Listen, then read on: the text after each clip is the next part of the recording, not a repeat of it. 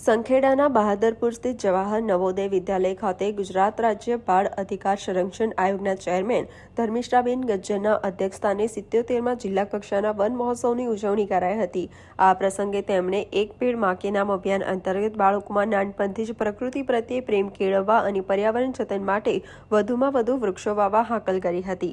કાર્યક્રમ દરમિયાન મહાનુભાવો દ્વારા વૃક્ષ રથને પ્રસ્થાન કરાવ્યું હતું તેમજ વન વિભાગના શ્રેષ્ઠ કર્મચારીઓ, પ્રગતિશીલ ખેડૂતો અને વિવિધ યોજનાના લાભાર્થીઓને પ્રશસ્તિપત્ર તથા સહાયક ચેકનું વિતરણ કરાયું હતું। આ વેળાએ કલેક્ટર ગાર્ગીજન, ધારાસભ્ય અભયસિંહ તડવી સહિત વન વિભાગના ઉચ્ચ અધિકારીઓ ઉપસ્થિત રહ્યા હતા।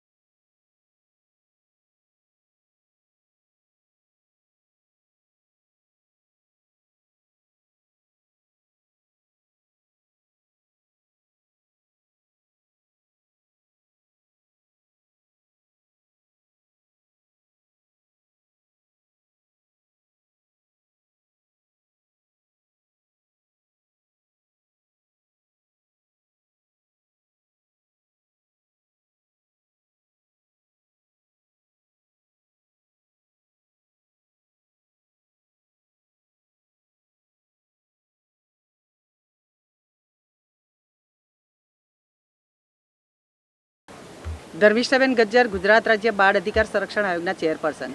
સમગ્ર ગુજરાત અને દેશમાં જ્યારે વન મહોત્સવનું આયોજન થયું છે ત્યારે આજે સરકાર દ્વારા છોટાઉદેપુર જિલ્લામાં 77માં વન મહોત્સવ કાર્યક્રમમાં ઉપસ્થિત થવાનું થયું છે। મારી સાથે ધારાસભ્ય શ્રી અભયસિંહભાઈ, જિલ્લા પંચાયતના પ્રમુખશ્રી અને વન વિભાગના સૌ અધિકારીગણ અને કલેક્ટરશ્રી અને તમામ એમની ટીમ દ્વારા ખૂબ સુંદર કાર્યક્રમનું આયોજન કર્યું છે। ત્યારે માત્ર આ અભિયાનને આપણે એક દિવસ પૂરતું નહીં પણ 365 દિવસ વૃક્ષારોપણ કરી એક પેડ માં કે નામ આ દેશના યશસ્વી વડાપ્રધાનનું જે આહવાન છે એ આહવાનને આપણે સૌ સાથે મળી ઝીલી અને આપણા જિલ્લા માટે આપણા જિલ્લાને હરિયાળો બનાવીએ અને સૌને સાથે રાખી જે ખૂબ અત્યારે આપણે સૌએ પહેલાંની પરિસ્થિતિ જોઈ છે કે ઘણા વર્ષો પહેલાં જ્યારે કોરોનાનો સમય હતો ત્યારે વૃક્ષો એટલે કે ઓક્સિજન માટે આપણે ઘણા બધા એ થયા હતા।